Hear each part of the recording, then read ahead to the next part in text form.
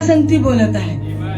एक व्यक्ती हे वचन ऐकेलच ऐकेल, कारण ज्याला निवडलं आहे त्याच्या संगती तो आज डायरेक्टली बोलणार आहे.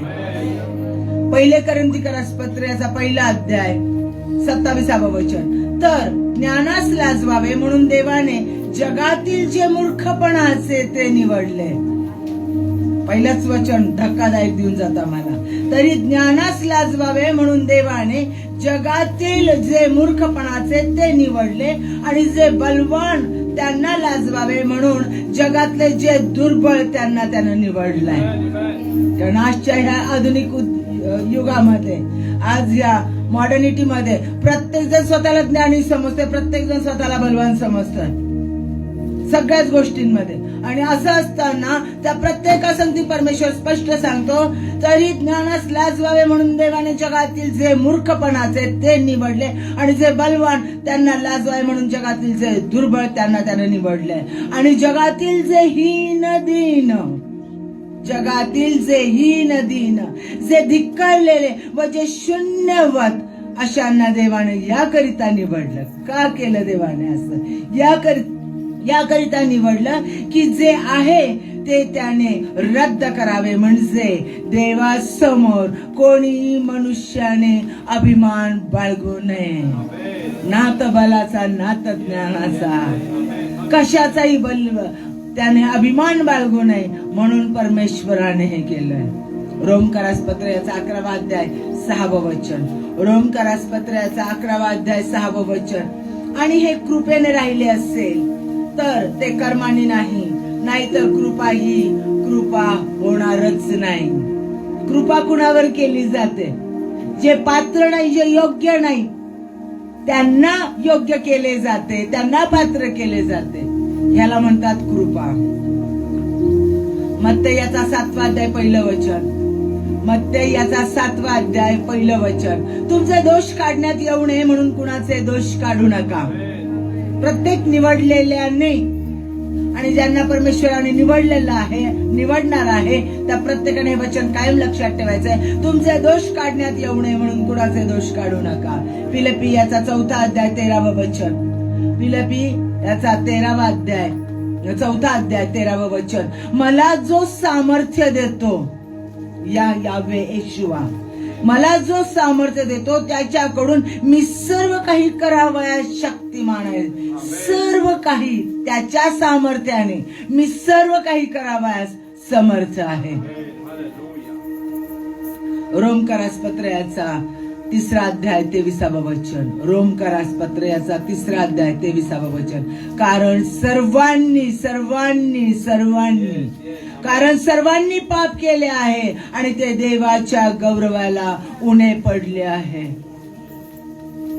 प्रत्येकानं सर्वांनी पाप केलं आणि देवाच्या गौरवाला ते उणे पडलेले आहे. आणि तरी देवाचं वचन सांगतो, आणि रोमकारास पत्र 11 अध्याय, आणि हे कृपेने राहिलं असेल तर ते कर्माने नाही, नाहीतर कृपा ही कृपा होणार नाही. परमेश्वराच्या कृपेने, त्याच्या दयेने तो व्यक्तीला निवडतो. जॉयस मेयर अद्भुत कार्य करते, बेनेहिन अद्भुत कार्य करतात, पास्टर डेव्हिड भरपूर अद्भुत कार्य करतात. हे पास्टर, ते पास्टर, ती सेविका, हे सेवक खूप देवाचं कार्य करतात. त्यांना देवाने निवडलेलं आहे, इलेक्ट केलेलं आहे, अनॉइंट केलेलं आहे, त्यांच्यावर अनॉइंटिंग आहे, त्यांच्यावर सामर्थ्य आहे, असं आपण प्रत्येक वेळेला बोलतो, ऐकतो. ज्या वेळेला देवाचा चमत्कार, देवाचं सामर्थ्य, देवाचं गौरव त्यांच्या जीवनात, आपल्या पास्टरांच्या जीवनात, इतर पास्टर लोकांच्या जीवनात घडतं, ते सगळं देवाचे सेवक कार्य करताना ज्या वेळेला आपण पाहतो, त्यावेळेला सत्य ज्या वेळेला आपल्याला कळतं, त्यावेळेला खूप वेळेला विचार येतो. लहानपणापासून हा विचार येतो, देव कसा यूज करत असेल, त्यांना कसा वापरत असेल, कसा निवडत असेल, काय असेल, कसं परमेश्वर करत असेल. हे लोक किती पवित्र आहेत ना, हे लोक किती धार्मिक आहेत ना, हे लोक किती बेस्ट आहेत, देव त्यांच्यावर किती प्रेम करतो. देवाने त्यांना निवडलंय, देवाने एवढी मोठी सेवा त्यांना दिलेली आहे. माझ्या प्रियानो, परमेश्वरानं मानवाला निवडलंय, मानव त्यानं तयार केला, त्या मानवावर त्यानं प्रचंड प्रेम केलंय, त्याच्यावर स्वामित्व दिलंय, त्याच्या हातात स्वामित्व दिलंय. आदाम निर्माण केला आणि पूर्ण सृष्टी तो म्हटला व्यापून टाक, बहुगुणित हो, म्हणजे भरपूर तुझे संतान निर्माण होऊ देत. त्याच्यावर प्रभुत्व त्याला दिलं, सृष्टीवर प्रभुत्व दिलं, सगळे अधिकार त्याला दिले.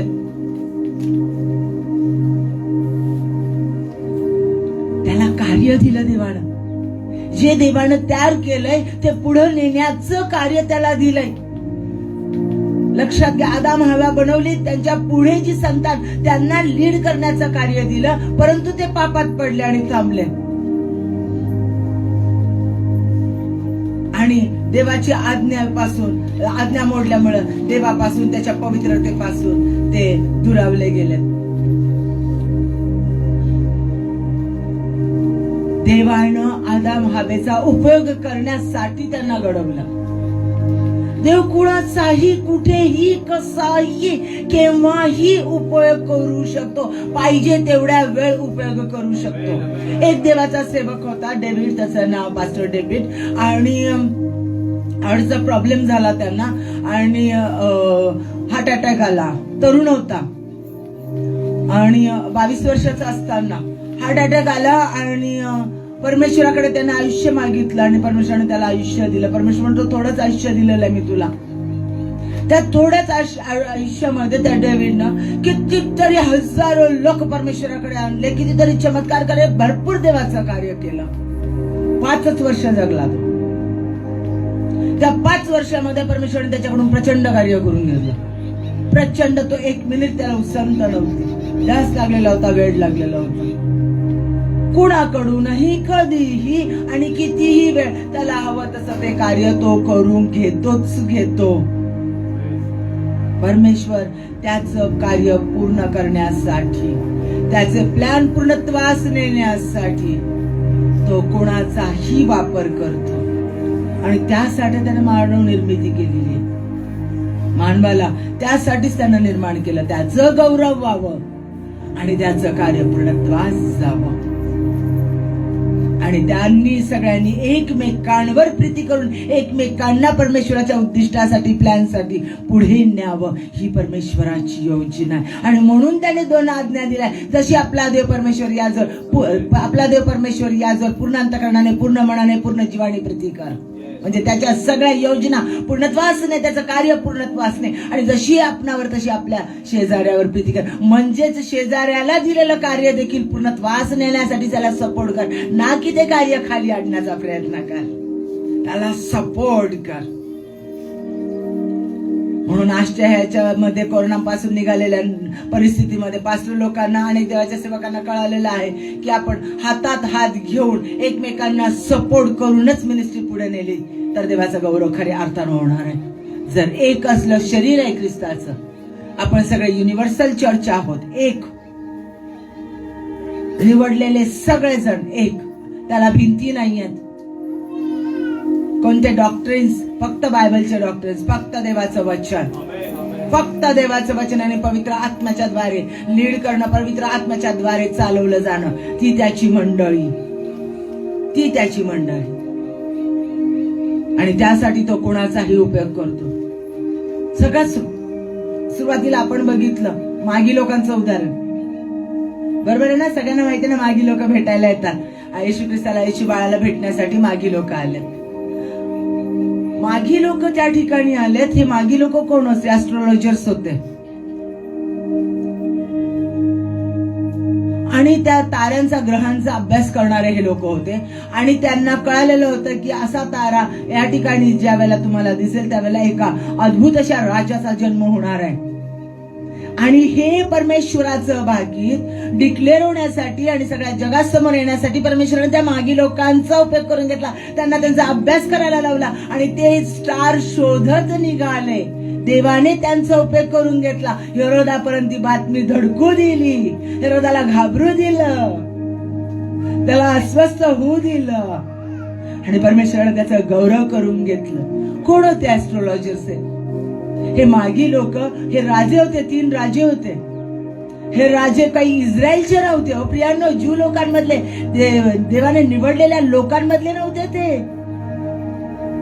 ते अनबिलीवर होते, जुविश नव्हते. ते त्यांना या याव्य माहिती नव्हता. इराण, इराक, इंडिया इथलचे ते होते आणि ते त्याच्याकडे आले. आपण जरी हिस्ट्री बघितली, चेक केली हिस्ट्री, तर आपल्या लक्षात येईल. गुगलवर जाऊन तुम्ही चेक पण करू शकता. असे हे ते राजे होते. मेल्कियार, कॅस्पर आणि बल्तसार हे 3 जण ते होते. हे 3 राजे होते. त्या राजांनी परमेश्वराचं गौरव पाहिलं. खरं तर असा अद्भुत राजा जन्माला येणार आहे हे सांगितलेलं ऍस्ट्रॉलॉजी प्रमाणे, तर पूर्णत्वास झालेलं आहे हे पाहून त्या देवाचं गौरव करत गेले. हेरोदाने सांगितलं होतं मला सांगायला या, मला खरंच झालेला आहे असा जन्म राजाचा. कारण हेरोदाला माहिती आहे की बायबलमध्ये प्रॉफिट्सनी लिहिलेलं आहे, सांगितलेलं आहे यशायाने की असा राजा जन्माला येणार आहे. तो घाबरलेला होता. मला सांगायला या म्हणजे तो बाळाचा नाश करण्यासाठी तो उभा राहील. आणि देवदूताने त्यांची भेट घेऊन त्यांना सांगितलं त्याला न सांगता तुम्ही निघून जा दुसऱ्या वाटेने. आणि त्यांनी ते विश्वासाने फॉलो केलं. कुणाचाही उपयोग देव करून घेतो. कुठेही कशाही पद्धतीने देव त्याचं कार्य पूर्ण करण्यासाठी, त्याचं सार्वभौमत्व, त्याचं सामर्थ्य प्रगट करण्यासाठी तो उपयोगात आणतो. जेव्हा आम्ही येशू ख्रिस्ताला आमचा तारणारा देव म्हणून स्वीकारतो, तू माझा देव आहेस, माझ्या पातकांसाठी तू मरण पावला, 3ऱ्या दिवशी परत उठला, मला घेण्यासाठी तू परत येणार आहे, यावर माझा विश्वास आहे. आणि मी तुला माझा तारणारा देव म्हणून माझ्या अंतःकरणात स्वीकारते, ये माझ्या अंतःकरणात म्हणते, त्यावेळेला तो माझ्या अंतःकरणात येतो. ते धर्मांतर नाही हो प्रियांनो, धर्म बदलणं नाही. येशू ख्रिस्त धर्म स्थापन करण्यासाठी आलाच नाही. तो देवादी देव जगाचा निर्माण करता, तो मनुष्याने निर्माण केलेली धर्म का स्थापन करेल? तो कशासाठी धर्म स्थापन करेल? जो त्याला आपला तारणारा देव म्हणून स्वीकारतो त्याच्यामध्ये तो येतो. आणि ती जाहीर कृत्य, विश्वासाची कृती, कारण विश्वासाशिवाय, कृतीशिवाय विश्वास व्यर्थ आहे असं म्हटलंय बायबलचं वचन सांगतं. म्हणून ती विश्वासाची कृती लोकांच्या समोर केली जाते की माझ्यातला जुना मनुष्य या पाण्यामध्ये मेलेला आहे आणि माझ्यामध्ये ख्रिस्त उठला आहे. मी नाही तर माझ्यात ख्रिस्त उठला आहे, म्हणून पाण्याचा बाप्तिस्मा दिला जातो. धर्मांतर नाही येते. चुकीच्या गोष्टी पसरवल्या जातात. ह्या चुकीच्या गोष्टींपासून सावध राहा प्रियांनो. ज्या वेळेला माझा जुना स्वभाव, जुना मनुष्य, जुने विचार, जुना कपट, कारस्थान, व्यसन, वाईट गोष्टी सगळ्या ज्या वेळेला जळून भस्म होतात, त्या पाण्यामध्ये नष्ट होतात, माझा येशू ख्रिस्त माझ्यामध्ये उठतो. पुन्हा उठला ख्रिस्त तो मीच आहे, शरीरी तुझे रक्त खेळून राहे. आणि त्याचं रक्त आमच्या शरीरामध्ये खेळून वाहत. हालेलुया रबहल्ला रहयन्ना रबहशरमा. आणि ज्या वेळेला आम्ही त्याचा स्वीकार करतो, आम्ही त्याचे म्हणून जगतो. तोच माझा एकमेव देव, त्याच परता नाहीच नाही कोणी, हे ज्या वेळेला आम्ही म्हणतो आणि त्याचे म्हणून ज्या वेळेला आम्ही जगतो, त्यावेळेला तो आमचा उपयोग करण्यासाठी उभं राहतो. कारण त्यानं निवडलेलेच लोक त्याच्याकडे येतील. जे त्यानं निवडलेले नाही ते लोक त्याच्याकडे येणार नाही. त्यांचे कान मी बंद करील असं परमेश्वराचं वचन आहे. त्यांचे डोळे मी बंद करील, त्यांचं मन मी कठीण करील, कठीण हृदयाचं मी त्यांना करील. ते ऐकलं तरी त्यांना समजणार नाही, त्यांनी पाहिलं तरी त्यांचे डोळे उघडणार नाही. म्हणून ज्ञानाचं ज्ञान मी नष्ट करील. ज्ञानाला निवडलेलं नाहीये, तर जे अज्ञानी त्यांना मी निवडलेलं आहे. बलिष्ठपण नष्ट होईल. गेलेत करोनामध्ये मोठे मोठे बलिष्ठ लोक, मोठे मोठे ज्ञानी लोक खतम झाले. मागूस राहिला नाही. एखादा आजाराचा फटका बसला की काय हालत होते परमेश्वरानं दाखवून दिलं. बलवान मी म्हणणारे दार लावून खिडक्या बंद करून आत बसले होते की नाही? एकमेकांच्या स्पर्शाला घाबरत होते.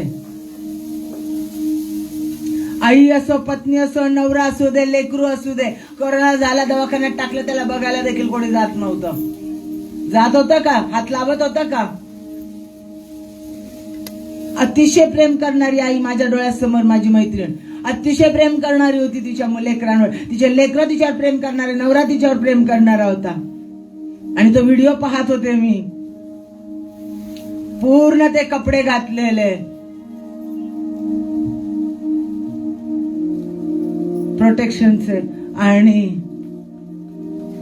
त्या ठिकाणी गेले होते. लांबून, अतिशय लांबून रडत होते आणि हात नुसता असं करत होते. आईचा चेहरा पाहण्यासाठी देखील ते पुढे गेले नाही घाबरून. चेहरा पाहण्यासाठी नाही. कितीतरी मोठं अंतर होतं. हात देखील लावला नाही. कुठं गेलं ज्ञानांचं ज्ञान, कुठं गेलं ते बलवानांचं बलिष्ठपणा, त्यांचं सामर्थ्य. व्यर्थ हो व्यर्थ, सर्व काही व्यर्थ राहते ते फक्त परमेश्वराचं सामर्थ्य. सगळा मनुष्याचा डामडौल, सगळं शत्रुत्व, सगळं वैरत्व, सगळं ह्याला खाली पाड, त्याला खाली पाड, ह्याचं देवाचं कार्य नष्ट कर, त्याचं देवाचं कार्य नष्ट कर, सगळं खाली राहतं. ज्या वेळेला परमेश्वर प्राण घेतो त्यावेळेला काहीच सुरत नाही, काहीच सुरत नाही. त्या व्यक्तीला कोणी ओळखही देत नाही. एका वर्षात त्या व्यक्तीला विसरून पण जातात. आणि मग देव म्हणतो, माझ्या लोकांचा छळ केला, मी देखील तुझी आठवण करणार नाही. शेवटी नरकाच्या यातना, भयान जीवन. वाल्मिकीची गोष्ट लहानपणी ऐकली आपण. खूप लहानपणापासून वाल्मिकीची गोष्ट ऐकलेली की तू पाप केलं, तुझा भागीदार, तुझ्या पापाचा भागीदार तूच.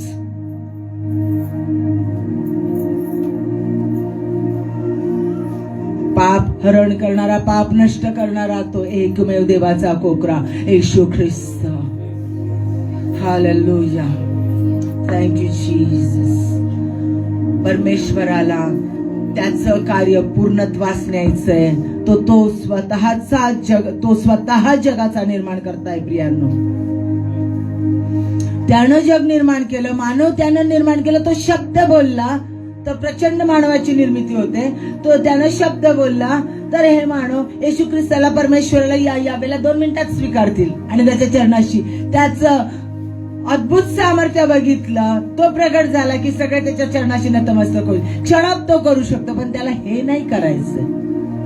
त्याला त्याच्याच बांधवांनी, त्याच मानवानी एकमेकाला परमेश्वराचा जो अनुभव आलाय तो एकमेकांना सांगून, एकमेकांना ख्रिस्ताकडे आणलेलं, प्रीतीनं एकमेकांसाठी स्वतःचं जीवन देऊन, प्रीतीनं जसा ख्रिस्ताने केलं, येशू ख्रिस्तानं केलं, तो मानव म्हणून या भूमीवर आला. त्यानं स्वतःसाठी, आपल्यासाठी स्वतःचा प्राण दिला. आणि त्यानं परमेश्वरा सांगती आपलं नातं सांधून दिलं, जे आदाम हवेमुळे तुटलेलं होतं. आपलं जो येशू ख्रिस्तावर विश्वास ठेवतो त्याला पित्याला आबा बाबा म्हणण्याचा अधिकार प्राप्त झाला. तो म्हणतो, जसे मी केले तसे तुम्ही करा, जसा मी आहे तसे तुम्ही व्हा. जसा मी पित्यात राहतो आणि पित्याच्या इच्छा पूर्ण करतो, तसा तुम्ही माझ्यात राहा, मी तुमच्यात राहील. म्हणजे तुम्ही पित्याची इच्छा पूर्ण कराल, माझी इच्छा पूर्ण कराल. परमेश्वराच्या योजना पूर्ण करण्यासाठी, तो अद्भुत आणि दैविक आणि चमत्कारिक आणि सामर्थ्यपूर्ण कार्यासाठी त्याच्या लेकरांना तो निवडतो. हे लक्षात घ्या. आपला देव मिशनरी गॉड आहे. तो मिशन पूर्ण करण्यासाठी आला. लक्षात ठेवा, परमेश्वरानं पित्यानं ज्या वेळेला आदाम हवे संगती पाप केला आणि त्यांच्या संगती नातं तुटलं, त्यावेळेला पुत्राला पाठवलं त्याला मिशन पूर्ण करण्यासाठी पाठवलं. जा आणि मानवा संगतीत तुटलेलं रिलेशन रिस्टोर कर. त्या सार्वकालिक मृत्यूची नांगी मोडून टाक आणि सार्वकालिक जीवन त्यांना प्राप्त करून दे. सैतानाला त्याचं डोकं ठेचून विजय प्राप्त करून घे. आणि त्यानं त्याचं ते कार्य पूर्ण केलं. तो म्हटला, पित्या, गेत्सेमनी बागेमध्ये होता होईल तो हा प्याला माझ्यापासून दूर कर, पण माझ्या नव्हे तर तुझ्याच इच्छेप्रमाणे होऊ दे. लक्षात घ्या, उपवास समयामध्ये आपण प्रवेश करणार आहोत. कुठं बायबलमध्ये दिलेलं नाहीये की तुम्ही उपास समय साजरा करा, या वेळेला उपास समय साजरा सेलिब्रेट केला जातो किंवा केला जातो. परंतु पूर्ण जग ज्या वेळेला उपवास आणि प्रार्थनेमध्ये येतो त्यावेळेला आपल्याला यायला काहीच हरकत नाहीये. कारण एका आत्म्याने त्याचे लोक ज्या वेळेला आरोळी मारतात त्यावेळेला परमेश्वर सामर्थ्य पुरवतो आणि देव प्रार्थना ऐकतो. आमचं तारण झालं, इतरांचं तारण झालं पाहिजे.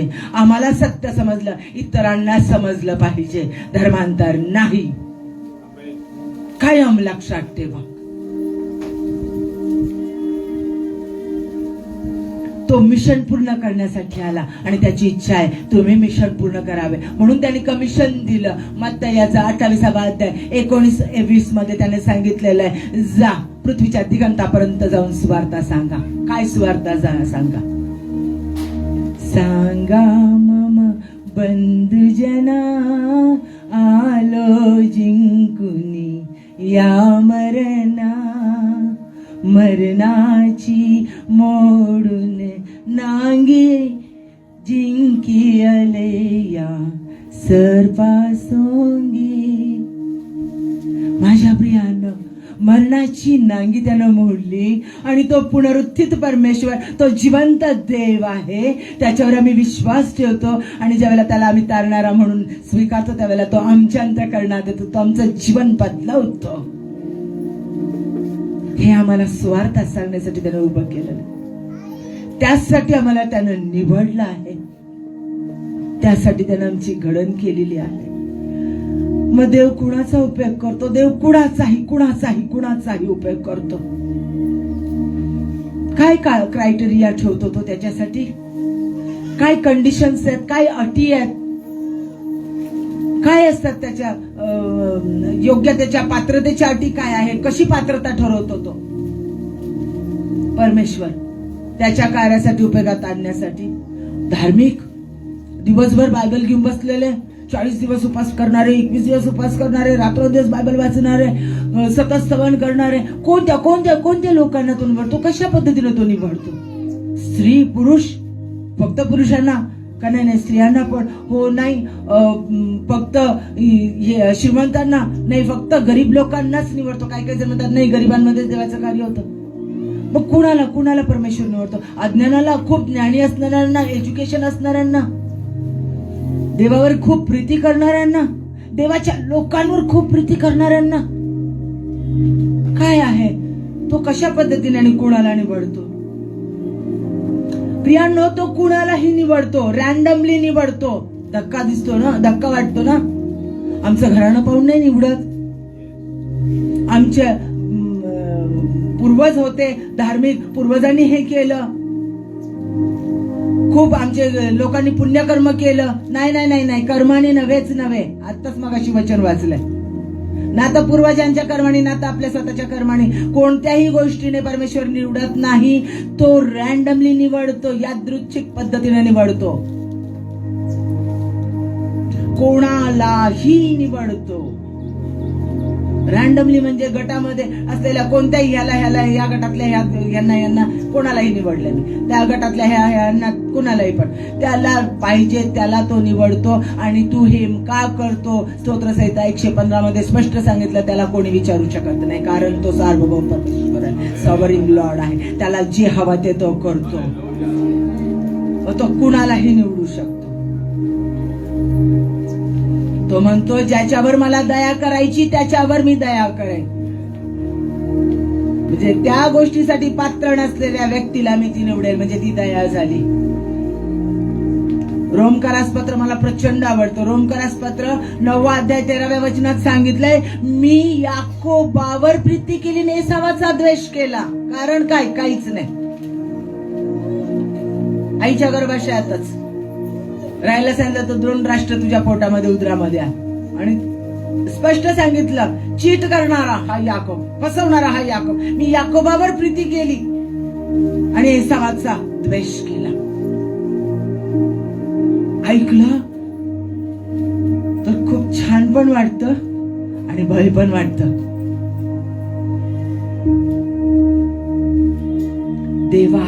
देवाला या वेळेला जगाचा निर्माण करता अडोनाय त्याला पाहिजे त्याला तो निवडतो. रोमकारास पत्र 11 अध्याय 6 वचन, जर हे कृपेने राहिले असेल तर ते कर्माने नाही, नाहीतर कृपा ही कृपा राहिली नसती. आपण आताच वाचलंय. मग परमेश्वरानं बायबलमध्ये जे लोक निवडलेले होते ते लोक परिपूर्ण होते, ते लोक खूप उत्तम होते का?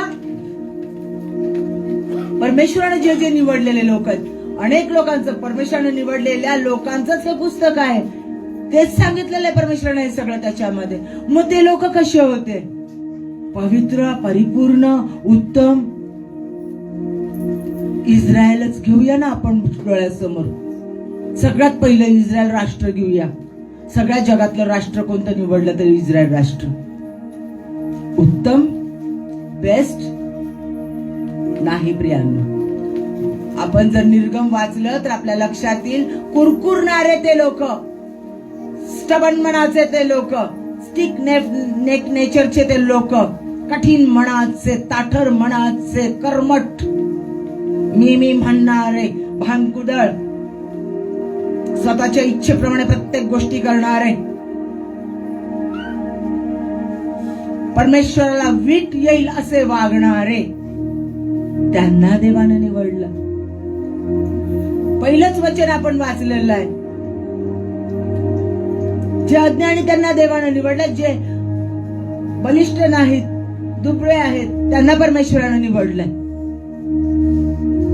आणि सतत त्रास दिलेला आहे त्या इस्रायल लोकांनी. इर्मिया आपण वाचलं आणि बघितलं तर तुम्हाला कळून येईल, निर्गम वाचलं तर तुम्हाला कळून येईल, कसले त्रासदायक कुरकुरणारे हे लोक होते.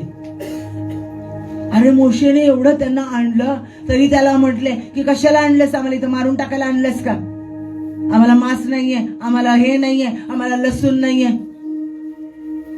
छोट्या छोट्याशा गोष्टीसाठी कुरकुरून भांडत होते.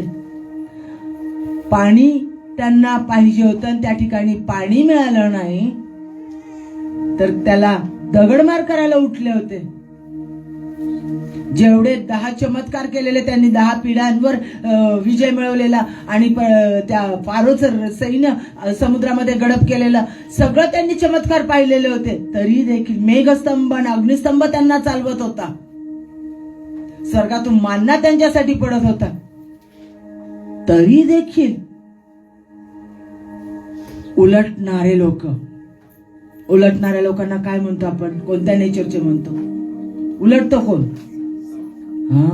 कधी चावल, कधी दंश करल, सांगता येत नाही. अशा लोकांना त्याने निवडलं, ज्यांनी त्याला क्रुसावर दिलं, ज्यांच्यासाठी तो आला, ज्यांना माहिती होतं, जगातल्या राष्ट्रांना माहिती नव्हतं, त्यांना माहिती होतं तोरामध्ये, त्यांना माहिती होतं प्रॉफिट्स मध्ये की तो येणार आहे. जकरियाने सांगितलेलं होतं, यशाने सांगितलेलं होतं आणि तोरा त्यांचा तोंडपाठ होता. जुनं बायबल त्यांचं तोंडपाठ करून घेतलं. लहान मुलापासून प्रत्येकाचं तोंडपाठ करून घेतलं जायचं. त्यांना माहिती होतं, लहानापासून मोठ्यापर्यंत प्रत्येकाला माहिती होतं. मसीहाची ती वाट पाहत होते आणि तरी त्याला क्रुसावर दिलं. अशा त्याच्यावर थुकले, त्यांनी रोग बरे केले, त्यांचे मरणातून उठवलं, त्यांचा घाणेरडा ते कुष्ठरोग बरा केला. तरी त्याच्यावर उठले, बरब्बाला सोडा म्हटलं आणि याला क्रुसावर द्या. असे लोक होते ते, त्यांच्यावर त्यानं प्रेम केलं, अजूनही करतोय. त्यांना त्यानं निवडलं कशासाठी? त्याचं गौरव प्रकट करण्यासाठी. कारण की कोणी स्वतःचा अभिमान बाळगू नये म्हणून. अब्राहमाला निवडलं. 75व्या वर्षी त्याने परमेश्वराने त्याला सांगितलं. तोपर्यंत त्याला माहिती नव्हतं, तो अनबिलीवर होता, तो ज्यू नव्हता, अनबिलीवर होता. आणि त्याला परमेश्वरानं निवडलं आणि त्याला म्हटलं, ऊर देशातून बाहेर निघ, आपल्या बापाचं घर सोड आणि बाहेर निघ. आणि त्याचं राष्ट्र स्थापन करण्यासाठी अब्राहमाचा उपयोग करून घेतला. सारा उतावळी होती, दोष होता तिच्यामध्ये, उतावळेपणाने, नाही माझ्याकडून होत, हागार घे, करणे इश्माईलची निर्मिती. उतावळी परमेश्वराने उपयोग करून घेतला. जकरिया संदेष्टा, योहानाचा बाप, तुझ्या उदरी योहान देणार आहे, संदेष्टा देणार आहे, तरी देखील त्यानं विश्वास ठेवला नाही. संशयी होता. परमेश्वराने त्याचा उपयोग करून घेतला, त्याचं मुख बंद केलं आणि त्याच्याद्वारे परमेश्वरानं गौरव करून घेतला. ज्या वेळेला योहानाचा जन्म झाला त्यावेळेला पेत्र परमेश्वराला नाकारणारा, अनस्टेबल, स्थिर नसणारा, कधी पालटल सांगता येत नाही, त्याला देवानं निवडलं. दुबळा पेत्र त्याला निवडलं आणि त्याच्यावर मी आपली मंडळी स्थापेल. म्हणजे त्याचं जे कन्फेशन होतं, त्यानं काय कन्फेस केलं, तर तू देवाचा पुत्र आहे. ही त्याची जी कबुली आहे, त्या रॉकवर, त्या कबुलीवर त्यानं आपली मंडळी स्थापन केली. त्यानं स्पीच दिलं, त्यानं प्रवचन दिलं आणि 3000 लोकांनी परमेश्वराचा स्वीकार केला आणि पहिल्या मंडळीची स्थापना झाली. प्रेषितांची कृत्य याच्या 2ऱ्या अध्यायामध्ये नमूद केलं आहे. घरी गेल्यावर वाचा.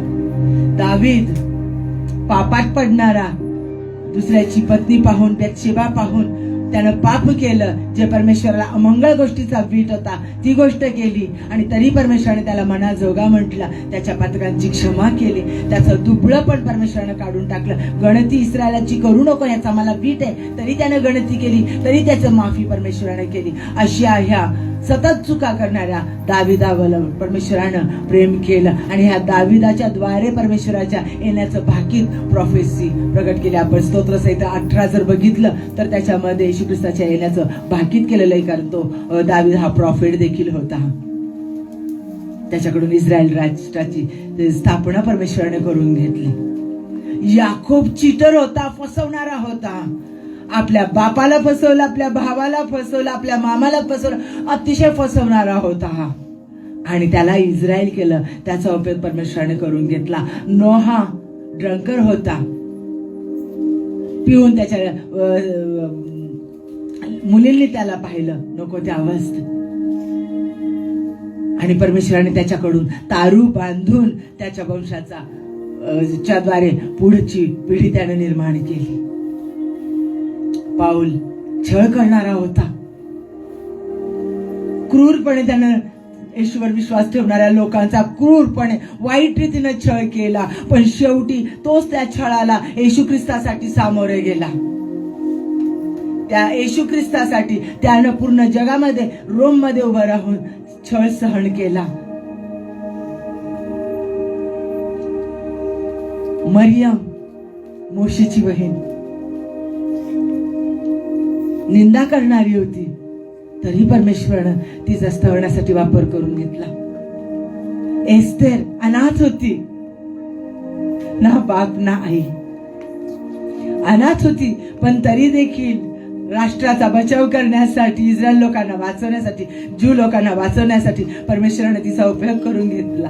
एलिया ना बापाचा ना वंशाचा कुणाचाही आगापिछा नसणारा हा एलिया, परमेश्वराने आहाब, जेजबेल आणि ते सगळे राजे आणि संदेष्टे यांना त्याच्याद्वारे हलवून सोडलं. त्यांच्यातली अमंगळता, दुष्टता त्याने त्याच्याद्वारे नाहीशी केली.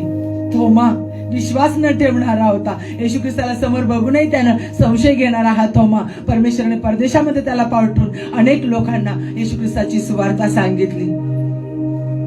गिदोन असुरक्षित असायचा. नाही असं झालं तर, नाही परमेश्वरात तसं झालं तर, नाही हे असं घडलं तर, सतत प्रश्न विचारून स्वतःची असुरक्षितता प्रगट करणारा, युद्ध करून त्याला युद्ध करायला लावलं आणि इस्रायलचा बचाव करायला लावला.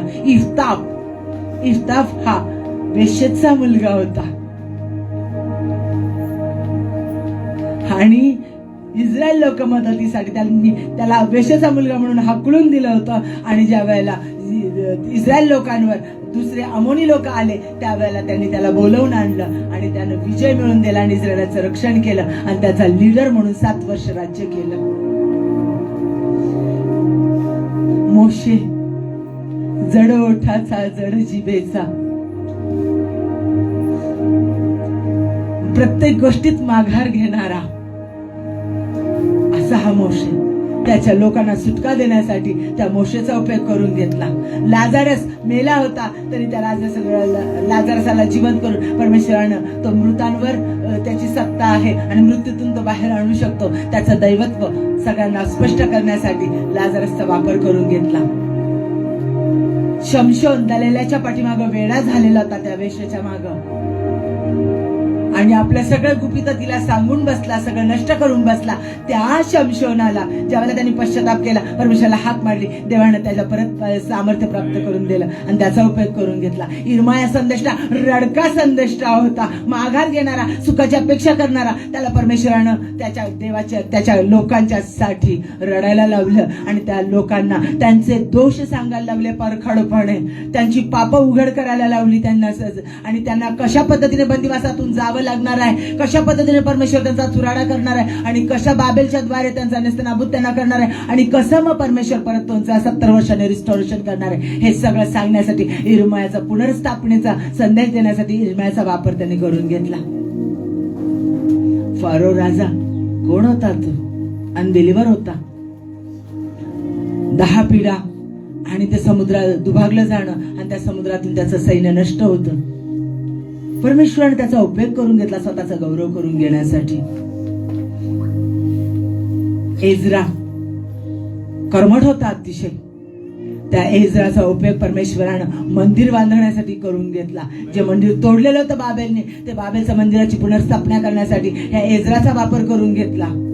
नेहेम्या यरुशलेमचे कोड उद्ध्वस्त केलेले होते आणि बाबेलचं इस्रायलचं सगळं वैभव बाबेलला नेलं होतं. त्या नेहेम्याकडून परमेश्वराने परत इस्रायलचे कोड बांधून घेतले. एक प्यालेदार, कमजोर, कमी त्या नेहेम्याला परमेश्वराने उपयोगात आणलं. अशी कितीतरी उदाहरणं ह्या बायबलमध्ये दिलेली आहे की जे कमी, जे उणीवणी भरलेले, जे टाकाऊ, जे तुच्छ, जे कमी, त्यांना परमेश्वराने निवडलं त्याच्या कार्यासाठी. बलवान, बुद्धिमान असणारे आणि उत्तम असणारे अशाने राहाब वेश्या होती आणि तिनं इस्रायलच्या लोकांना सेव्ह केलं आणि ते बायबलमध्ये नमूद करण्यात आलं. तिच्या येशू ख्रिस्ताच्या वंशामध्ये तिचा उल्लेख केला गेला. तो आमचं उणे पण पाहत नाही. मग परमेश्वर आमच्या उणीवा सहित आमच्यावर प्रेम करतो. आम्ही जसे आहोत तसा तो आमच्यावर प्रेम करतो. मग आम्ही त्या उणीवांमध्येच राहिलं पाहिजे का?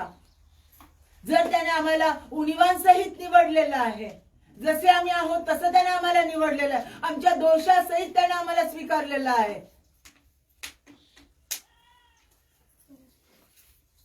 हो, मला माझ्यावर देव प्रेम करतो. मी जसा देवाला आवडला तसं त्याने मला निवडलंय ना.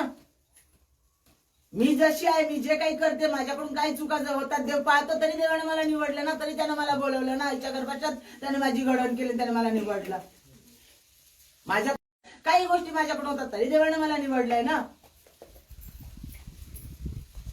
जर परमेश्वर मला जर उणीवांसहित निवडतो, माझ्या दोषांसहित निवडतो, तर तुम्हाला काही प्रॉब्लेम आहे?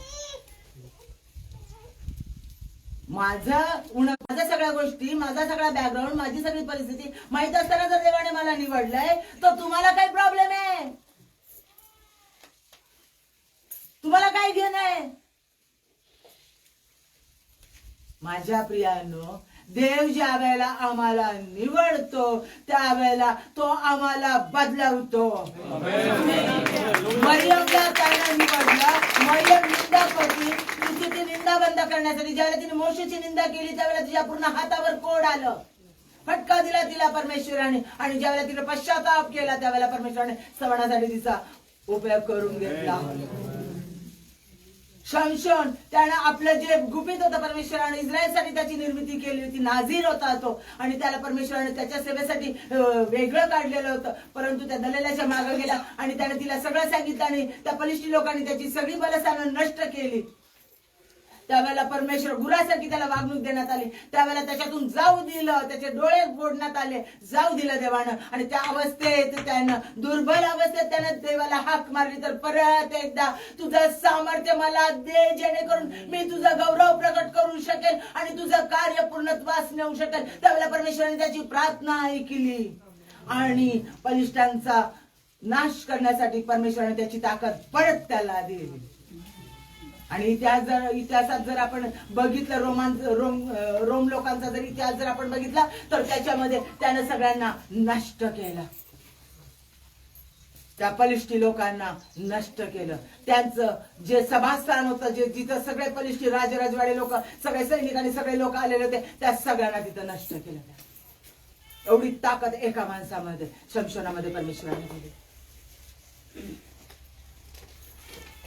त्यानं दाविदाला नाथान संदेष्टाच्या द्वारे फडकावलं. तू काय केलंस? तू चूक केलेली आहेस, तू पाप केलेला आहेस. तुला एवढं सगळं दिलेलं असताना तू दुसऱ्याचं घेतलेलं आहेस आणि घेण्यासाठी तू त्या व्यक्तीचा नाश केलेला आहे. आणि त्या व्यक्तीचं तू हिरावून घेतलेलं आहे. त्याला फडकावलं नाथान संदेष्टाच्या द्वारे आणि त्याच्यामुळे बच्चेबाच्या द्वारे झालेलं पहिलं लेकरू त्याचा जीव गेला. परमेश्वराने ते नष्ट केलं, त्याचे प्राण हरण केले. तो फटका त्याला बसला. दाविदाने आक्रोश केला, पण परमेश्वराने त्याचं ऐकलं नाही. दाविदाने त्याला पश्चाताप केला आणि परमेश्वराने परत एकदा नवा ताज्या तेलाचा परत एकदा अभिषेक केला आणि त्याचा उपयोग करून घेतला. योना पळ काढणारा योना होता. परमेश्वरा तू कृपा करणारा देव आहे. तू एकदा म्हणतो मी शासन करेल, फटका देईल, हे करेल, ते करेल, पण नंतर तू दया करतोस, तू प्रेम करणारा आहेस, कणवळू आहे. मग हे लोक म्हणतील हा परमेश्वर तू जरी आम्हाला येऊन सांगितलं की पश्चाताप करा, देव तुमचा नाश करणार आहे ते सांगितलं, तरी देखील नंतर तू त्यांच्यावर दयाच करणार आहेस त्यांनी जर पश्चाताप केला की. आणि मग ते लोक मला हसतील. नाही, मी नाही जाऊन सांगणार. पळत असलेला नोआ तार्शिशला पळून चाललेला होता. त्याला परमेश्वराने माशाच्या पोटात ठेवलं. 3 दिवस 3 रात्र त्याने त्या ठिकाणी पश्चाताप केला. त्याला बदलवलं, त्याला फोडलं, त्या निन्वेवर प्रेम करायला लावलं. जाऊन त्यानं रडून त्या निन्वेच्या लोकांना तो मेसेज दिला आणि त्या निन्वेने पश्चाताप केला आणि त्यांचं तारण झालं. देवाने त्याचं कार्य. तो देव आम्हाला बदलवतो. तो देव त्याच्या कार्यासाठी आम्ही जसे आहोत दोषात सहित तो आम्हाला स्वीकारतो, पण आमचे दोष त्याच्या रक्ताने धुवून टाकतो. तो तशी परिस्थिती निर्माण करतो, तो तसे लोक आमच्या जीवनात आणतो आणि तो आम्हाला पूर्णपणे बदलवतो. प्रियांनो, सगळी घाण आमच्यातलं सगळं काही त्याला न आवडणारं काढून टाकतो. त्याला हवं असलेलं तशाच पद्धतीचं पात्र तो आम्हाला बनवतो. तो द्राक्ष पाण्याचा द्राक्षरस करणारा तो देव आहे. योहान याचा 2रा अध्याय घरी गेल्यानंतर वाचायचा आहे. ज्या वेळेला त्यानं योहान हे परमेश्वराचं दैवत्व व्यक्त करणारं शुभवर्तमान आहे, अत्यंत महत्वाचं शुभवर्तमान. आणि त्याच्या 2ऱ्या अध्यायामध्ये ज्या वेळेला सांगितलेलं कानागावी केलेला चमत्कार, फक्त 7 चमत्कार योहानाच्या पुस्तकामध्ये दिलेले आणि ते 7 चमत्कार मनुष्यामध्ये बदल करणारे, दैवत्व व्यक्त करणारे दिलेले आहेत. आणि त्यातला पहिला म्हणजे कानागावी केलेला त्याचा पहिला चमत्कार. पाण्याचा द्राक्षरस केला. आधी त्या लग्नामध्ये असणारा जो द्राक्षरस होता तो उत्तम द्राक्षरस होता, चांगला द्राक्षरस होता, उत्तम प्रतीचा द्राक्षरस होता. पण तो संपल्यानंतर जे पाण्याने भरलेले रांजण ते त्याने द्राक्षरस म्हणून द्यायला लावले येशू ख्रिस्ताने. तो चमत्कार असा होता की तो द्राक्षरस पहिल्याच्या द्राक्षरसापेक्षा उत्तम प्रतीचा होता, फक्त पाण्याचा होता. आमचं पाण्यासारखं असणारं जीवन काहीच नसणार, त्याच्यात कोणत्याही गोष्ट नाही, ताकद नाही, शक्ती नाही, कोणतं सामर्थ्य नाही, कोणतं ज्ञान नाही, असं जीवन तो निवडतो आणि त्याचा उत्तम प्रतीचा द्राक्षरस तो तयार करतो. तो बदलवतो, पूर्ण बदलवतो. माझ्या प्रियांनो, ही बदलवण्याची क्रिया खूप कठीण आहे. लक्षात घ्या, तो आम्हाला फोडतो, तोडतो, मोडतो, त्याच्या साच्यात बसवतो, त्याला हवं तसं पात्र तो करतो. किती कालावधी लागतो माहिती नाही, किती वेळ लागतो माहिती नाही, कारण वेळ फक्त परमेश्वराला माहिती. कोणत्या वेळेला उठवतो, कोणत्या वेळेला तो कुठे आणि कशा पद्धतीने तो कार्य करून घेईल, केव्हा कार्य करून घेईल, कसा कार्य करून घेईल, किती कार्य करून घेईल, हे फक्त परमेश्वरालाच माहिती असतं. कोणी काही सांगू दे, पण तो करतोच करतो, पूर्ण बदलवतो. त्याचं मोडणं, फोडणं, तोडणं आम्हाला अस्वस्थ करणारं, अश्रू गाळायला लावणारं असतं. आमचा गर्व, आमचा घमेंड, आमचा इगो, आमचा मीपणा, आमच्यातलं खोटं बोलणं, आमच्यातलं चोऱ्या करणं, आमच्यातलं लबाड बोलणं, एकमेकांना खाली खेचणं, एकमेकांचं वाईट योजणं, दारू पिणं, काही असं अयोग्य संबंध ठेवणं, वाईट गोष्टी करणं, सगळं सगळं सगळं सगळं सगळं तो हळूहळू हळूहळू सगळं नष्ट करतो. त्याच्या रक्तानं धुण्याची प्रोसेस चालू राहते आणि त्याला हवं तसं पात्र तो करतो, शुभ्र वस्त्र घालतो आणि उत्तम पात्र तो त्याच्या कार्यासाठी करतो आणि त्याद्वारे तो त्याच्या योग्य वेळेत करतो. तो आधी नाही, नंतर नाही, त्याच्याच वेळेत तो करतो, पण तो करतोच करतो. तो विश्वासू देव आहे, तो न बदलणारा देव आहे. तो व्यक्ती बदलवतो, तो बदलत नाही. परमेश्वर कधीच बदलत नाही, त्याची वचनं कधीच बदलत नाही, त्याचा विश्वासू पण कधीच बदलत नाही, त्याचं सामर्थ्य कधीच बदलत नाही. तो काल, आज आणि युगानुयुग सारखाच आहे आणि तो जे बोलतो ते करतोच करतो. गणपती 23 मध्ये सांगितलं, तो म्हणतो मी मनुष्य नाही की खोटं बोलावं, मी देव आहे, जे मी बोलतो ते करतोच करतो. मग परमेश्वराला आमच्यापासून काय हवं आहे? आज परमेश्वर मग आमच्यापासून काय मागत आहे? लक्षात घ्या, त्याने तुम्हाला सांगितलंय तो कुणालाही निवडतो, तुमच्या दोष सहित तो तुम्हाला स्वीकारतो, परंतु तो तुम्हाला पूर्ण बदलून टाकतो आणि त्याची ती प्रोसेस तुमच्या जीवनामध्ये चालू आहे. मग अनेक गोष्टींच्या द्वारे आम्हाला दुःख होतं, वेदना होते, त्रास होतो, अगतिक होतो, असह्य होतं, सोडून जावंसं वाटतं, मागं निघून जावंसं वाटतं, होऊ देतो ते सगळं. जे त्याचे निवडलेले नाही ते बरोबर माघारी जातात. परमेश्वर नाही स्वीकारत अशांना, हे लक्षात घ्या. माघारी जाणाऱ्यांबद्दलही आभार माना, कारण जे त्याचे नाही ते माघारीच जाणार, कधी विसरू नका.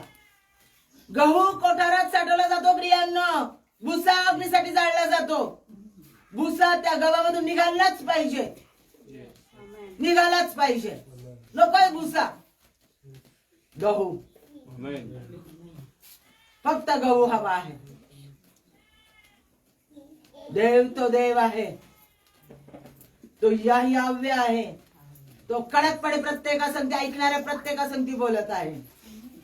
मग परमेश्वर काय मागत आहे? तो अवेलेबिलिटी मागत आहे तुमच्याकडून. तुम्ही परमेश्वराच्या कार्यासाठी किती उपलब्ध होता ते मागत आहे, तुमची उपलब्धता.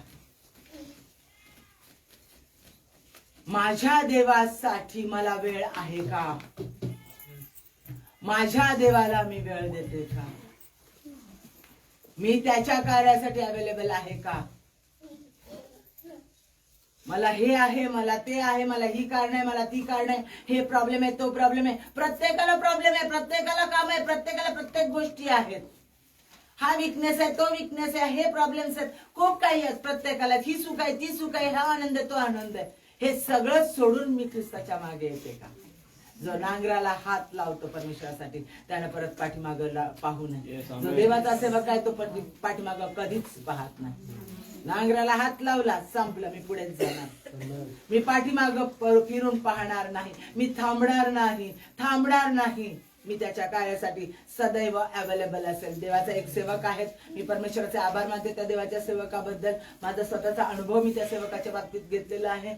1 वर्ष त्यांना हाताचा प्रॉब्लेम होत होता आणि त्या व्यक्तीला हाताचा इतका वाईट प्रॉब्लेम होता की ते गाडी चालू शकत नव्हते आणि तरी देखील इथपर्यंत की ऑपरेशन सांगितलं डॉक्टरांनी आणि इतकं भयान ते ऑपरेशन होतं, अर्जंट सांगितलेलं होतं आणि अर्जंट परिस्थिती येऊपर्यंत ते कंटिन्यू तासोन तास देवाच्या कार्यासाठी गाडी चालवत होते आणि देवाचं कार्य पूर्णत्वास नेत होते. परमेश्वराचा संदेश, परमेश्वराचं कार्य पूर्णत्वास नेण्यासाठी कार्य करत होते. शेवटच्या क्षणाला डॉक्टरांनी सांगितले की तुम्हाला करावं लागेल ऑपरेशन.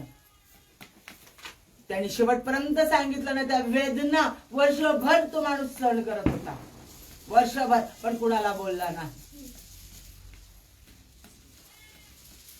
पण नाही म्हटलं नाही देवाच्या कार्याला, एकदाही नाही म्हटलं नाही. सतत दर आठवड्याला एकही आठवड्यात न थांबता परमेश्वराच्या कार्यासाठी धावत होते. एक ब्रश शब्द बोलला नाही. ऑपरेशन तर ऑपरेशनला तयार आहे, पण परमेश्वरा तुझी जर इच्छा असेल तर ऑपरेशन टळून जाऊ दे. छोटीशी प्रार्थना आणि देवाने ती लगेच ऐकली. आणि अशी व्यक्ती त्यांच्या जीवनात दिली, त्यांचं ऑपरेशन टळलं गेलं. कारण ते अत्यंत नर्व्हचं ऑपरेशन होतं. नर्व्हचं ऑपरेशन तुम्हाला माहिती किती भयानक असतं. झालं सक्सेसफुल तर झालं, नाही तर नाही. ते कॅन्सल झालं. ते पूर्ण निरोगी की त्यांना परत त्याचा त्रास कधीच होणार नाही. पण एकदाही थांबले नाही, एकदाही कुरकुर केली नाही. काय त्रास होत असेल, जाताना 6 तास येताना 6 तास प्रवास करायचा दर आठवड्याला, विचार करा तुम्ही. पण कुरकुर नाही. एकाही शब्दाने कुणालाही म्हटले नाही दुखतं म्हणून. असह्य वेदना होत्या. आम्ही त्याच्या कार्यासाठी सबबी मी नाही सांगणार. आम्ही त्याच्या कार्यासाठी सतत आणि सतत धावत राहणार. कोणी जर आम्हाला परमेश्वराने निवडलेलं आहे तर आमच्या अंतःकरणाची तयारी आम्ही केली पाहिजे की मी केव्हाही, कोठेही, कसंही, कोणत्याही क्षणाला, कोणत्याही परिस्थितीत मी परमेश्वरासाठी उपलब्ध असेलच असेल. हे माझं विश्वास उपाय. दुसरी गोष्ट म्हणजे मी समर्पित, सबमिसिव्ह असेल. पूर्ण परमेश्वरा मी समर्पित होते. तुला काय हवं ते कर. नाही परमेश्वरा हे अशाच पद्धतीने कार्य होते. नाही देवा हे अशा पद्धतीने कार्य झालं पाहिजे. नाही परमेश्वर मला असं वाटतं ना माझ्याकडे हे टॅलेंट, माझ्याकडे हे ते, माझं असं कार्य झालं पाहिजे, नाही तसं कार्य झालं पाहिजे. माझ्या इच्छेप्रमाणे किंवा दुसऱ्यांनी सांगितलं हो तुमच्याकडून असं कार्य होणार, तुमच्याकडून तसं करू शकता, तुझ्यात हे गुण आहे ना, तुझ्या ह्या गुणांच्या द्वारे तू असं करू शकते, तुझ्या गाण्याच्या द्वारे होऊ शकतं, तुझ्या संदेशाच्या द्वारे होऊ शकतं, तुझ्या प्रार्थनेच्या द्वारे, तुझ्या ह्याच्या. परमेश्वरा तुला काय करायचं ते तू कर. मी समर्पित होते. मी समर्पित होते. 1 वर्ष 2 वर्ष परमेश्वराने मला सांगितलं सकाळीच लवकर जायचं आणि सगळ्या खुर्च्या पुसून काढायच्या चर्चा.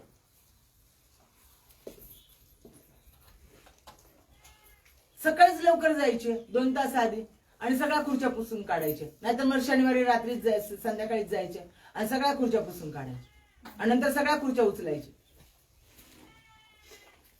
2 वर्षानंतर कोणी मला पुसू देईना की कोणी मला उचलू देईना खुर्ची. सगळेजण क्रेझी झाले होते खुर्ची पुसण्यासाठी आणि खुर्ची उचलण्यासाठी. परमेश्वर कोणतंही छोटं तुच्छतेचं पण काम, छोटस शुल्लक काम पण सांगतो आम्हाला करायला. ती पण त्याची सेवा आहे.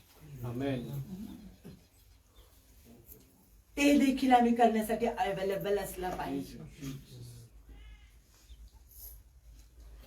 ते देखील करण्यासाठी आम्ही अवेलेबल असलं पाहिजे. तेच करण्यासाठी आम्ही समर्पित असलं पाहिजे, पूर्ण समर्पित. परमेश्वर तुला काय कार्य करून घ्यायचंय माझ्याकडून ते कार्य करून घे. जे तुला हवं आहे ते करून घे माझ्याकडून. ज्यावेळेला देवाचं अनॉइंटिंग माझ्यावर उतरून आलं, मी 4थीला असताना, आणि परमेश्वराने कॅथोलिक फादर होते, फादर अलेक्स कोलास, ते मला बोलवायचे आणि ते मला काही गोष्टी विचारायचे. आणि मी त्यांना एवढं छोट्या वयामध्ये असताना परमेश्वराच्या सामर्थ्यानं त्यांना काही गोष्टी सांगायची. फादर तुम्ही ही गोष्ट करा, फादर तुम्ही ते करा, फादर तुम्ही असं वागता, तुम्ही हे करा, परमेश्वराचा आत्मा असा सांगतो, देवाचा आत्मा असा सांगतो. हे कोणालाच माहिती नव्हतं. देव पडद्याच्या आड पाठीमागे माझ्याकडून हे कार्य करून घेत होता. कुणाला कधीच नाही कळलं. मग कुणाला कळलं नाही तर मग ते काय फायदा त्या कार्याचा. कुणाच्या समोर ते आलंच नाही तर काय फायदा. पण त्याद्वारे परमेश्वराने मला प्रचंड आशीर्वादित केलं. ज्या वेळेला मी अधिकार पदावर आले त्यावेळेला परमेश्वराने त्या फादर अलेक्स कोलास प्रिन्सिपलला सांगितलेल्या गोष्टी सगळ्या ऑलरेडी परमेश्वराने मला त्यांच्याद्वारे शिकवलेल्या होत्या. सगळ्या शिकवलेल्या होत्या. त्यांनी मला तयार केलं होतं त्यासाठी.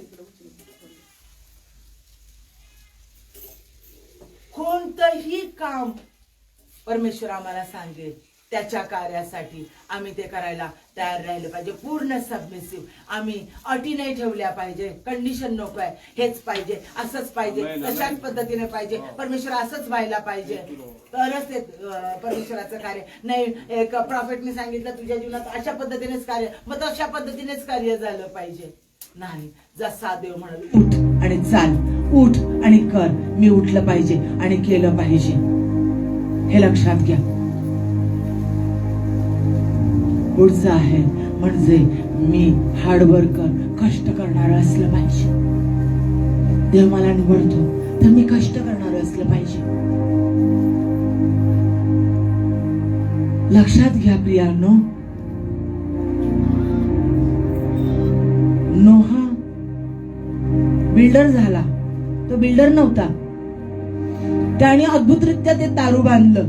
त्याचं प्रत्येक मोजमाप परमेश्वर त्याला देत होता आणि ते मोजमाप इतकं अद्भुत आहे की मोशेला तारूचं दिलेलं मोजमाप, निवास मंडपाचं मोजमाप आणि त्या प्रगटीकरणामध्ये स्वर्गीय राज्याचं दिलेलं मोजमाप, ह्याला खूप अद्भुत अर्थ आहे. त्याची स्टडी केल्यानंतर आपल्याला आढळून येतं. आणि परमेश्वरानं त्याला ॲक्युरेट, अतिशय परफेक्ट असं तारू बांधण्यासाठी उभं केलं. लोक त्याला वेडं म्हणत होते, त्याने कुणाकडेही लक्ष दिलं नाही. तो कंटिन्यू कष्ट करत होता देवाच्या कार्यासाठी. पाऊल हा टेंट मेकर होता, म्हणजे आजच्या काळामधला बिल्डरच, इंजिनियरच. आणि तो त्यावेळेला कष्ट करून सगळ्या मंडळ्या चालवत होता. अनेक मंडळ्यांना तो चालवत होता, त्यांना गाईड करत होता आणि त्यांना तसेच पत्र लिहित होता आणि परमेश्वराच्या कार्यामध्ये लोक 65 लोक तो तयार करत होता. पुढे आहे आज्ञाधारकपणा. अब्राहमाला म्हटलं उठ, सोड बापाचं घर आणि चल कनान देशाकडे, तुझ्याकडून मी राष्ट्र निर्माण करेन. तो उठला आणि निघाला, मागवळून पाहिलं नाही. लक्षात घ्या, आम्हाला आज्ञाधारकपणा हवाय. इर्म्याला सांगितलं जा आणि त्या राजा संगती जा आणि इतक्या संगती जाऊन असं बोल तसं बोल. त्याने जाऊन त्याच्या संगती बोललं. मोशेला जे सांगितलं ते मोशेने प्रत्येक गोष्ट केली. आमच्यामध्ये आज्ञाधारकपणा हवा आहे. एस्तेरला देवाच्या आत्म्यानं चालवलं आणि तिच्या लोकांसाठी ती उभी राहिली. स्वतः 3 दिवसाचे उपवास केले आणि अधिकारवाणीनं तिने लोकांना कमांड केलं की तुम्ही 3 दिवस उपवासाने प्रार्थना करा. आज्ञाधारकपणा आमच्यामध्ये हवा. दुसरं म्हणजे परमेश्वरावर विसंबून राहणं. परमेश्वरावर पूर्णपणे विसंबून राहणं. माझा भरोसा तू आहेस, माझं बलस्थान तू आहे. परिस्थिती कशी असू दे, लोक कसेही असू दे, कोणी जुमानो न जुमानो, कोणी प्रशंसा करो न करो, मला घेणं नाही. परमेश्वर माझ्या संगती आहे. मी तुझ्यावर विसंबून आहे परमेश्वरा. अरे तिथं असं घडेल, तिथं तसं घडेल, आता लोक असे करतील, लोक तसे करतील, जे होईल ते होईल. मी देवावर विसंबून आहे. देवावर विसंबून राहा प्रियांनो, पूर्णपणे त्याच्यावर. माझी परिस्थिती बदलवणारा, रोग बरा करणारा, माझं घर बदलवणारा, माझ्या घरातली लोकांची मनं बदलवणारा, माझ्या कामावरच्या लोकांची परिस्थिती बदलवणारा, त्यांची अंतःकरण बदलवणारा माझा देव माझ्या संगती आहे. आणि तो माझ्या जीवनात कार्य करतो. तो माझं प्रोटेक्शन, तो माझं कवच आहे. मी त्याच्यावर विसंबून राहील. मनुष्याकडे नाही मी पाहणार, मी देवाकडे पाहिजे. माझी नजर, माझा फोकस परमेश्वराकडे लागलेला असेल. माघार न घेणारा, पुढचं म्हणजे माघार. मी माघार घेणार नाही. No turning back. यीशु के पीछे मैं चलने लगा, यीशु के पीछे मैं चलने लगा, यीशु के पीछे मैं चलने लगा. ना लौटूंगा, ना लौटूंगा, ना लौटूंगा, ना लौटूंगा. घर कोई मेरे साथ ना आए, घर कोई मेरे साथ ना आए, घर कोई मेरे साथ ना आए. ना लौटूंगा, ना लौटूंगा. देवाच्या कार्यासाठी मी चाललंय, माघार नाही परत. परत पाठीमागं फिरणं नाहीच नाही. त्यानं मला निवडलंय, मी त्याला स्वीकारणं. परत मी माळघारी फिरणार नाही. मी गहू आहे, भुसा नाही. भुसा जळण्यासाठी टाकला जातो, तो माघारी फिरलाच पाहिजे. भुसा काढून टाकलाच पाहिजे. निर्धार, दृढ निश्चय, डिटरमिनेशन. मी दृढ निश्चय करेन की मी परमेश्वराच्या संगती चालेल. तो माझा आहे आणि मी त्याच्यात आहे. तो माझ्यात राहील, मी त्याच्यामध्ये राहील. मी फळ देणारच होईल. मी परत त्याच. हा माझा दृढ निश्चय असेल. पुढचं म्हणजे लवचिकता. तो काय मागत आहे? लवचिकता, बदलण्याची तयारी. कॉम्प्रोमाइज नाही. त्याच्या वचनासंगती कॉम्प्रोमाइज करणं नाही, तडजोड करणं नाही. त्याची वचनं सत्य आहे आणि त्याचीच वचनं पूर्ण करण्यासाठी मी तडजोड करेल. मला आवडत नाही ते काढून टाकेल. मी स्वतःला लवचिक बनवेल, बदलणार करेल. देवासाठी वाकायला लावलं मी वाकेल. देवासाठी जे करायला लावलं ते मी करेल. मी लवचिक होईल. परमेश्वरासाठी माझी बदलण्याची तयारी असेल. अशा पद्धतीने कार्य करायचं का? तशा पद्धतीने नको का? हो परमेश्वरा, तू सांगल तशा पद्धतीने मी करेल. मी बदलेल, स्वतःला बदलेल. ती तयारी आमची असली पाहिजे. पुढचं अत्यंत महत्वाचं म्हणजे स्तवन, प्रार्थना आणि बायबल वाचन. स्तवन, प्रार्थना आणि बायबल वाचन. कारण परत आलं ते योहान 15, माझ्यामध्ये राहा, मी तुम्हामध्ये राहील, म्हणजे तुम्ही फळ देणारे व्हाल. मी पित्यात राहतो आणि पिता माझ्यात राहतो. मी पित्याची इच्छा पूर्ण करतो. तुम्ही माझ्यात राहाल तर तुम्ही ही पित्याची इच्छा पूर्ण कराल. हालेलुया. ज्यावेळेला आम्ही वचन वाचतो त्यावेळेला आम्हाला त्याची इच्छा कळते. त्याला काय हवंय, तो काय करणार आहे, त्याची योजना काय आहे, त्याची इच्छा काय आहे, तो कसा आहे, हे आम्हाला त्याचं वचन वाचल्यानंतर कळतं. जिवंत वचन, येशू ख्रिस्त लिहिलेलं वचन बायबल आहे आणि हे वचन, तो शब्द माझ्यामध्ये हवा आहे. आणि म्हणून मी वचन कंटिन्युअसली वाचेल आणि मी सदैव प्रार्थना करेन. कारण तो आता स्वर्गामध्ये आहे आणि तो पित्याच्या उजवीकडे नसतं आहे आणि तो आमच्यासाठी मध्यस्थी करत आहे. आणि तो म्हणतो जसा मी आहे तसे तुम्ही व्हावे, म्हणजे आम्ही दुसऱ्यांसाठी सतत आणि सतत मध्यस्थी करणारेच असले पाहिजे. म्हणजे सदैव मी प्रार्थना करा, निरंतर प्रार्थना करा. धार्मिकाची प्रार्थना कार्य करण्यास प्रबळ असते. धार्मिक कोण? जो येशू ख्रिस्तावर, परमेश्वरावर विश्वास ठेवतो तो प्रत्येक जण धार्मिक. कारण त्याच वेळेला त्याची धार्मिकता त्याला प्राप्त होते, परमेश्वराची धार्मिकता प्राप्त होते. तर ज्या वेळेला मी प्रार्थना करेल ती प्रार्थना स्वर्गातून ऐकली जाईल. म्हणून मी निरंतर प्रार्थना करेल. नाही पास्टरांची प्रार्थना ऐकली जाते, नाही ते सेवक सेविकेची प्रार्थना ऐकली जाते, नाही ते अनॉइंटेड आहे लगेच त्यांची प्रार्थना ऐकली जाते. परमेश्वर प्रार्थना प्रत्येकाची ऐकतो, छोटी छोटी प्रार्थना पण ऐकतो. मी स्तवन सदैव करेल, मी थांबणार नाही. सतत आणि सतत प्रत्येक क्षणाला मी कोणत्याही परिस्थितीत असू दे, कोणत्याही परिस्थितीतून जाऊ दे, मी प्रत्येक क्षणाला परमेश्वराचं स्तवन करेल.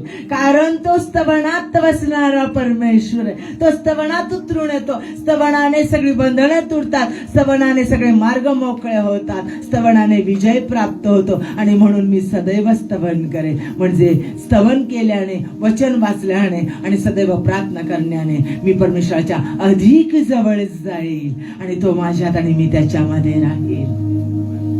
आणि त्यावेळेला ज्या वेळेला तो मला त्याच्या कार्यासाठी उभं करेल, त्यावेळेला जिथे पाठवेल तिथे मी जायला तयार होईल. पुढे म्हणजे मी हे करत असताना मी परमेश्वराची इच्छा जाणून घेईल. सदैव परमेश्वराची इच्छा मला कळेल. इफिस्करास पत्र याचा 5वा अध्याय 17व वचन. म्हणून तुम्ही मूर्खासारखे होऊ नका, तर प्रभूची इच्छा काय आहे हे जाणून घ्या. आणि प्रभूची इच्छा वचन वाचल्याने, स्तवन केल्याने, प्रार्थना केल्याने, त्याच्या अधिक जवळ गेल्यानेच त्याची इच्छा आम्हाला कळते. पुढची गोष्ट म्हणजे मी सदैव नम्र राहील.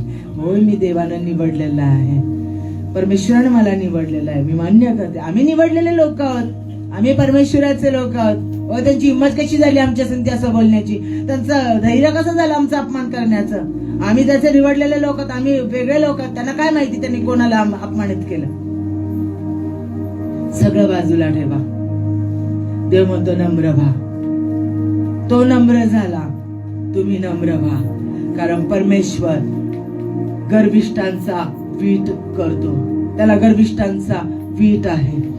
आणि परमेश्वर म्हणतो जो नम्र त्यालाच परमेश्वर त्याच्या कार्यासाठी वापरतो, गर्विष्ठांना नाही. म्हणून आज त्याच्या निवडलेल्या वेळेसाठी आम्हाला थांबून राहायचं आहे. त्याच्या निवडलेल्या वेळेसाठी तो कोणत्या क्षणाला मला वापरेल, त्याच्या कार्यासाठी उपयोगात आणेल. कोणत्या वेळेला, कुठे आणि कसा मला माहित नाही. मी सदैव तयार आणि तत्पर राहील. मी त्याची वाट पाहत राहील. माझा फोकस, माझी नजर येशू ख्रिस्तावर असेल. तो माझा वल्लभ आहे आणि मी त्याची आहे, मी त्याचा आहे. माझी नजर त्याच्याकडे सदैव लागलेली असेल. कोणत्याही क्षणाला तो अद्भुत कार्यासाठी मला उठवेल. कारण तो विश्वासू देव आहे. त्यानं निवडलंय, वचन दिलं तर तो ते वचन पूर्ण करणारच करणार.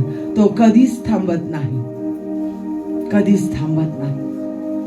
मग त्यानं निवडलेलं असताना तो त्याची जी प्रोसेस आहे आम्हाला बदलवण्याची ती करत आहे. ती करू द्या त्याला. कुरकुर करू नका, धन्यवाद करा.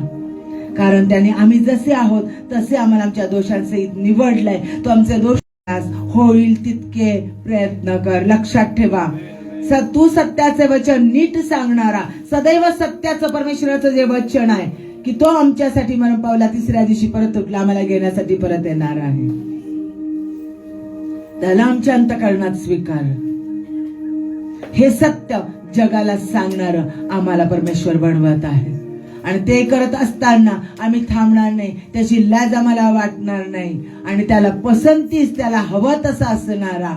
आता आपण क्रायटेरिया बघितलेला आहे. कोणता आहे, कशा पद्धतीने आम्ही त्याला अवेलेबल असलं पाहिजे, सबमिसिव्ह असलं पाहिजे, आज्ञाधारक असलं पाहिजे, तत्पर असलं पाहिजे, नम्र असलं पाहिजे, सबमिसिव्ह असलं पाहिजे. त्याच्या वचनात, त्याच्या स्तवनात आणि त्याच्या प्रार्थनेत सदैव दंग असणारे असलं पाहिजे. त्याच्याशी एक झालेलं असलं पाहिजे. आणि हे होत असताना, हे आम्ही करत असताना त्याची प्रोसेस आम्हाला बदलण्याची चालूच असणार आहे. त्यावेळेला आम्ही कुरकुर करणार नाही. परमेश्वरा का, कशाला, कसं काय आणि कुठपर्यंत सहन करू, कुठपर्यंत ह्याच्यातून जाऊ, कुठपर्यंत मला हा त्रास सहन करावा लागेल, प्रश्न विचारू नका. तर सर्व परिस्थितीबद्दल धन्यवाद द्या. कारण तो आम्हाला बदलवतो. ज्या ज्या घटना आमच्या जीवनात घडतात, दुःखद घटना, त्रास देणाऱ्या घटना, सगळ्या घटना आमच्या जीवनात, आमच्या चर्चमध्ये, आमच्या अवतीभोवती, समाजामध्ये, सगळीकडे ज्या घटना होतात, ज्या घटनांनी आम्ही अस्वस्थ होतो, ज्या बातम्या ऐकतो त्यांनी आम्ही अस्वस्थ होतो, परमेश्वर म्हणतो अस्वस्थ होऊ नका, त्याला धन्यवाद द्या. कारण तो आम्हाला बदलवत आहे. त्याला हवं तसं पात्र तो करत आहे. त्याच्या योजना पूर्णत्वास नेत आहे. तो आम्हाला बलिष्ठ करतो. तो आम्हाला त्याच्या कार्यासाठी तयार करतो. तो अजून अद्भुतरित्या कार्य करण्यासाठी तो आम्हाला वेगळ्या पद्धतीने उपयोगात आणतोय. त्याचं कार्य हे आमच्या बुद्धी सामर्थ्याच्या पलीकडे यशया 40 मध्ये सांगितलेलं आहे. तो आम्हाला निवडतो, मोडून फोडून त्याला हवं तसं पात्र करतोच करतो. आपले डोळे बंद करूया आणि परमेश्वराकडे आमची नजर लावूया. आमचे हात उभारून त्याला म्हणूया. ज्याला गुडघ्यावर जाता येईल त्याने गुडघ्यावर जा. पूर्ण सबमिसिव्ह व्हा आणि म्हणा, यशासारखं म्हणा, हा परमेश्वरा मी आहे, मला पाठव, मी तुझ्यासाठी तयार आहे. जसा मोशेला निवडला आहे, मी तुला निवडिले आहे, मी तुला. देव मोशेस हे बोलला, देव मोशेस तोच देव आज तुमच्याशी बोलत आहे. आज बोललेला आहे परमेश्वर तुमच्याशी. बोलला. आमेन, हालेलुया. देव मोशेस हे हालेलुया. अग्निरूपाने दिले दर्शन, त्याच्या वचनाच्या द्वारे तो तुम्हाला दर्शन देत आहे. करे तो नमन, त्याची वचन स्वीकारा. तो तुमच्याशी बोललेला आहे. दिले दर्शन, नमऊनी माथा करीतो नमन अग्निद्वारे प्रभू बोलला परमेश्वर अग्नीद्वारे तुमच्याशी बोलत आहे. अग्निद्वारे प्रभू आमेन. बोलला हालेलुया हालेलुया. मोशे ओ यरबा शंदरबा हल्लाशरबा. ओ यरबा. बोलला हालेलुया. तुमच्याशी तो बोलत आहे बोलत आहे. मोशे से बोलला ऐकणाऱ्या प्रत्येक व्यक्तीला त्यानं निवडलेलं आहे. मोशे से बोलला आमेन. इस्रायलियाचा अधिपती होशील कळप हा माझा पहा परमेश्वराचं कार्य तुमच्या समोर देत आहे तो. इस्रायलियाचा अधिपती होशील आमेन. हालेलुया. कळप हा माझा तू पाहशील मी आहे तुझ्या जोडीला तो तुम्हाला कधीच सोडणार नाही त्याचं कार्य आहे करताना. तुझ्या जोडीला तो तुमच्याशी बोलत आहे. त्यानं तुम्हाला निवडलेलं आहे. ऐकणारी प्रत्येक व्यक्ती लक्षात घ्या. त्यानं तुम्हाला निवडलं आहे. आज तो तुमच्याशी बोलत आहे. तुमच्याशी बोलत आहे प्रत्येकाशी. आमेन आमेन. हालेलुया. देव मोसेस बोलला जड ओठांचा जड तुमच्या उणीवा तो पाहत नाही. तुम्ही जसे आहात तो निवडत आहे. तुमचे दोष तुमची पातक ओठाचा जड जीवे असशील जरी तू भक्त देवाचा ऊने पडणार नाही कोणत्या उन्या गोष्टी तुम्हाला पडू देणार नाही. ऊने उन्हे पडणार नाही त्याचं वचन आहे तुम्हाला प्रियानो. देव उठा त्याच्यासाठी पूर्ण समर्पित व्हा. देव स्वतःकडे पाहू नका. देवाकडे पहा. देव परमेश्वर तुमच्याशी बोलत आहे. या यावे तुमच्याशी बोलत आहे. येशू ख्रिस्त तुमच्याशी बोलत आहे. हालेलुया. ओरिया रबा शरबा.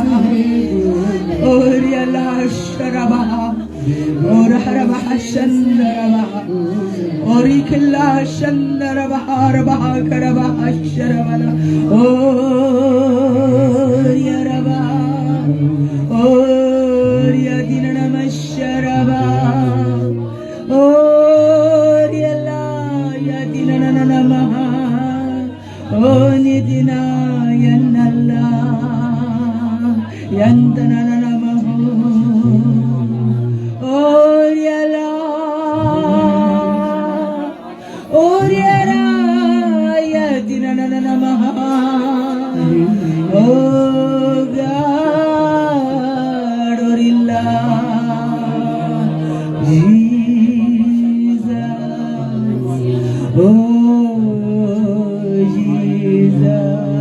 त्याचं सामर्थ्य तुमच्यावर उतरत आहे. स्वीकारा स्वीकारा स्वीकारा.